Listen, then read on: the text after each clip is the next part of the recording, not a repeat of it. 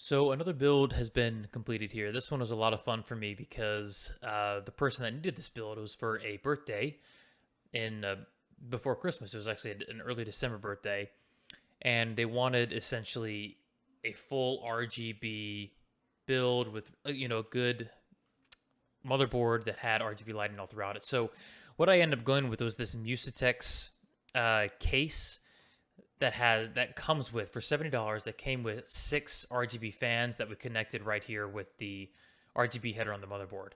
And the MSI software, Dragon Center, actually controls all the RGB, synchronizes it. The case actually does come with a little RGB controller if you want to control it that way and change your fan speeds and stuff. But I mean, it was just a really good case for the price. So I'm going to show you the cost of a build that's similar to this, just to give you a perspective of what you might pay for a build like this. This build is a little bit more expensive than what I'm going to propose, just because we added so much aesthetics to it. We added the RGB RAM, which is usually almost twice as much as what the normal RAM would be without the RGB. We added these cables here, these customized cables that go into the power supply, and I'm trying to think if there's anything else we added. But, oh yeah, we also kind of spent a little bit more money on a higher-end motherboard than is always necessary. But this when you invest in a good motherboard, that means it's going to last you, I guess you could say it's going to last you a long time. But you don't necessarily need a high-end motherboard unless you intend to do overclocking and stuff like that. A good brand motherboard like MSI, a B550 motherboard, an X570 motherboard will be a very strong motherboard, even if you're just using it heavily, but not overclocking. So anyway, that being said, this is a very fun build. It's with the 5600 XT, which is a fantastic card. Really, really good card, actually, in the Sapphire brand. If you ever want to know what a good brand is, Sapphire. Sapphire Pulse, Sapphire Nitro, very good brands, very cool cards. I have never, ever had a problem with them. But let me show you what the price would be for a build like this. And I'm going to kind of remove some of the aesthetics from it just to give you perspective if you were just trying to get this kind of performance out of a build. So here's a similar build, and actually I could take off a little bit money off of this as well because this is a build I did in the past with the NZXT H510 case. Really good case, probably a little bit better quality of metal and organization of things in the case than the Musetex, but for $70 for that same case that you see back there, it comes with all of those fans. So you actually could take off these RGB fans and save yourself another $40 if you went with this build. So the price might be closer to 1,000. Well, the parts total would be closer to 800 and 60 something. So it's just a B550 motherboard, Ryzen 5 3600, 5600 XT, which goes for around $300. You want to get yourself a good 800 watt power supply. This is a non-modular power supply, which is perfectly fine. Get yourself some good RAM, at least 3200 megahertz. This one back here is 3600 megahertz, and get yourself a nice solid case. So if you were to kind of go with a cheaper, but also in a build that doesn't, skimp on performance, this is also a good option. So let's call this around an $860 to $900 build. I'll just put it down as a $900 build to be safe. So that's the price, that's the cost, that's what it looks like. Let me get to the build video, and I hope you like it. For this build video, I'm going to start at the motherboard, just to kind of show what I've done so far. This is the MSI B550 Gaming Edge motherboard, and we're using the G.Skill Trident Z RAM. This is 16 gigabytes, 2 8 sticks, and this is going at 3600 megahertz at 17 latency. Just to kind of go over what I've done so far is I've just basically followed the manual instructions on installing the RAM. It's actually very easy. You basically just put in the 2 slots. It tells you to put it in first, with MSI motherboards, it's almost always right next to the RAM slot. It tells you which slots are the first ones that you should go into. Now, I've already installed my M.2 drive, which you can see right here. This is the fast lane. This is the 4th generation lane, and this M.2 is actually a generation 3 card, but I might as well just put it right here because this is where the heatsink can actually go on top of to keep that cool. Not that you need the heatsink, but it's always nice to have, and it looks really nice. So I'm going to make sure that the M.2 stays there securely, and I've screwed it down. Now, what I've also done is I put the Ryzen chip right in the middle. It just sits right down in the middle. There's no other way that you can put it. Basically, there's a triangle on the outside that you line it up with, but no matter which way you spin it and try to shove it in there, it won't fall in. Once you get it the right way, it'll just fall in right naturally. So now that I know that's in there, I'm going to go ahead and just close this arm and lock it now securely in there. So I just got to put the cooler on. Now I'm going to make sure I put some thermal paste on there because I had to clean off some thermal paste I had on there before. I'm going to clean that off, make sure it's nice and clean on there so that we have the cooler right on top and it's secured on top. Now, other things about the motherboard you need to be aware of is you have on the side all of your SATA ports. This motherboard supports 6 SATA ports, which is good for basically as much storage as you need. I mean, you can get 8 terabytes of a hard drive plugged right in there, and I mean, just think about how many. That's a ton of storage. 8 times 6, quite a bit. Then you have what I like about this motherboard is that it has really good heat sinks for your VRAM. All the things that are controlling the voltages coming into the motherboard are well heated, are well cooled, as well as the heatsink covering the chip itself, the B550 chipset itself.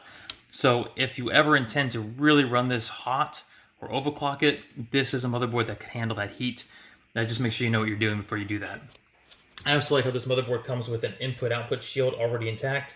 When we put this on there, it's going to look really, really sleek. So I'll make sure you get that in the case. But everything's good so far. All I have left to do is put the heatsink on top of the M.2 and put the cooler on top of the computer chip. And this thing's going to be good to go. And then we'll put the graphics card on top so that we can run some quick tests and get Windows installed before we put it in the case. So now it's time to put the graphics card in there. Again, I'm doing everything outside of the case right now because I want to get it installed so I can prepare the case while I am getting Windows installed. It just makes it more efficient.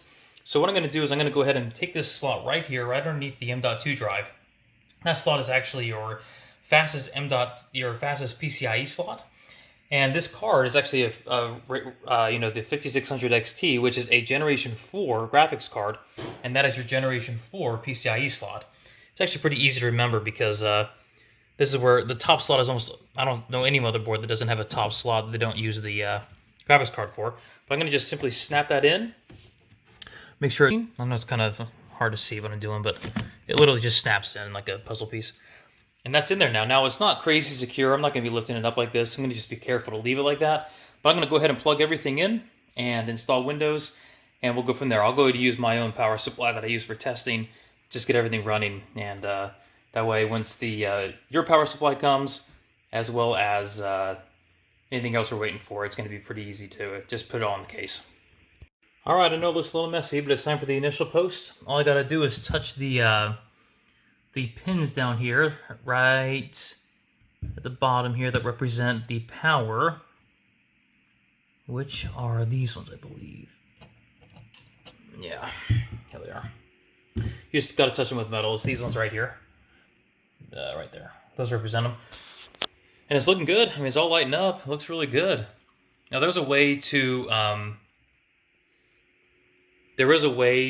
basically control that RGB from the software of the motherboard. We'll go into that later, but this RGB I think is all on its own. Maybe this software will fix that, let us control that too. I'm not sure. But everything's up and spinning. All I'm waiting for it now is to post on the screen over here to indicate that it actually is recognizing the chip, which I just saw it flash. Let's just wait for it to pop up. You should see it right here. Here it is. Ryzen 5 36 core. You have DDR4 RAM at 16 megabytes. Now it's saying it's at this slow speed because that's the stock speed all the time of the motherboard. So I'm going to go ahead and press F1 to enter setup.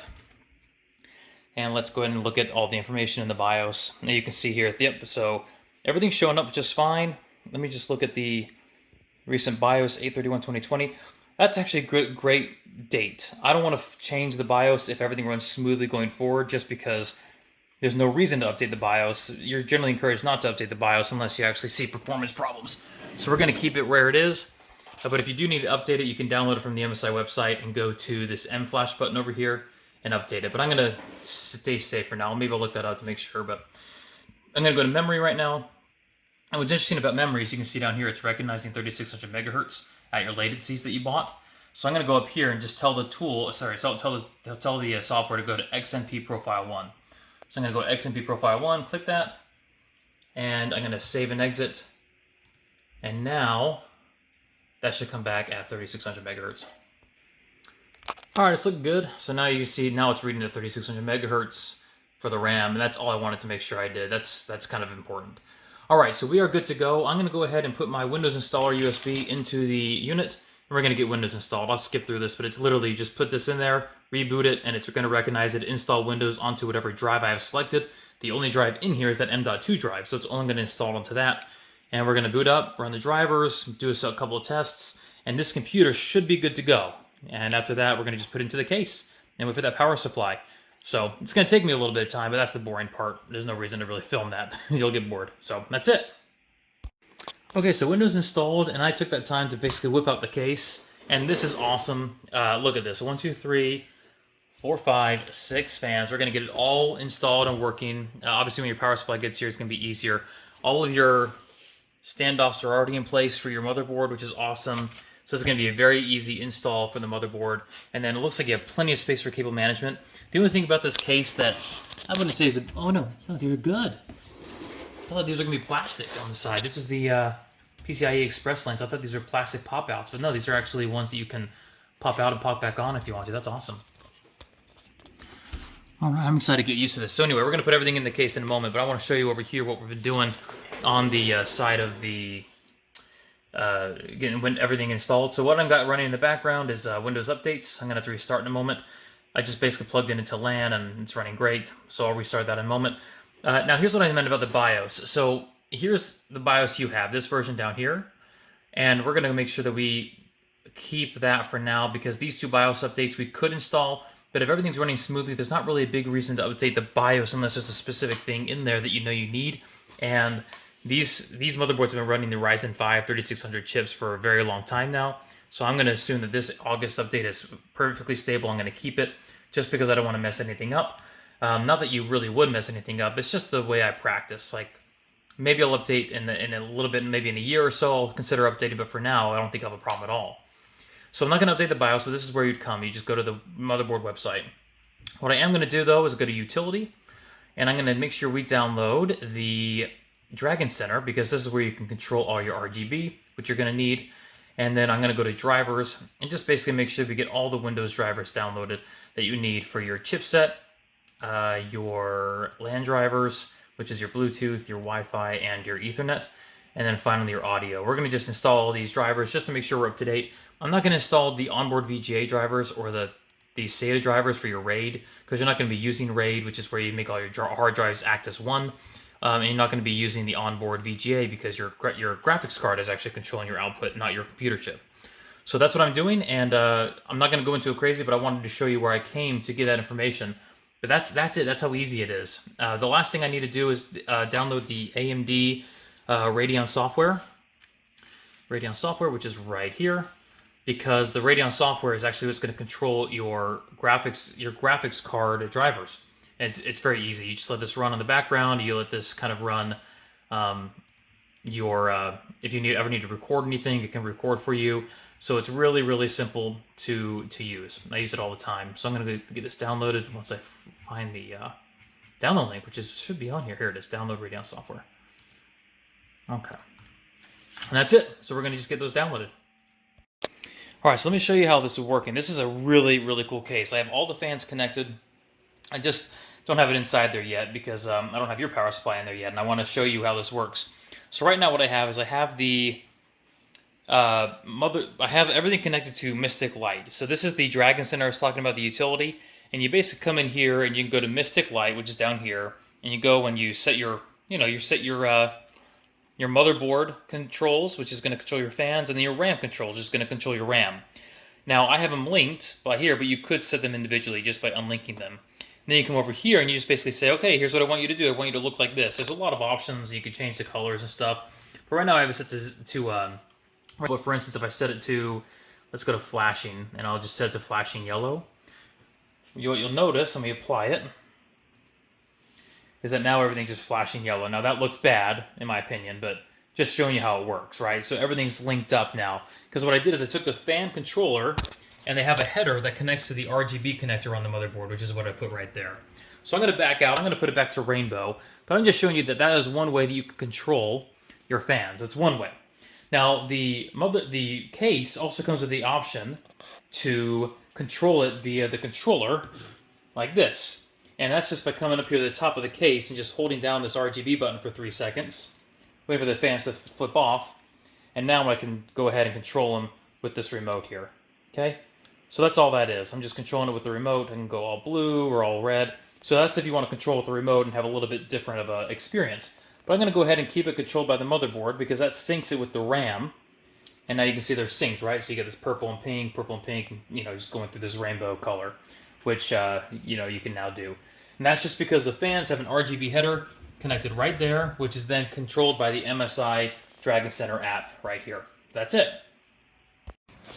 So the build is now complete. I got the power supply put in there. It's the 850 watt EVGA 80 plus gold power supply. Now what I did, it's hard to see, but the fan from the power supply is actually facing on the bottom of the case because there is a space underneath here that actually lets the fan suck up air to keep it cool while you're running the computer. Now other things I've done, you can see the top of the case right here has a bunch of, you know, buttons and stuff like that. These are actually easy to install. What I like about the Musetex case is that they have 2 USBs and another USB here, so you have a total of 3. You have the power button, the microphone, the speaker, and the reset button over there. And all that they do is all the cables come down and plug into the bottom. You have one of the USBs plugged into here, a couple into here. You have your front panel lights and the power button itself right there.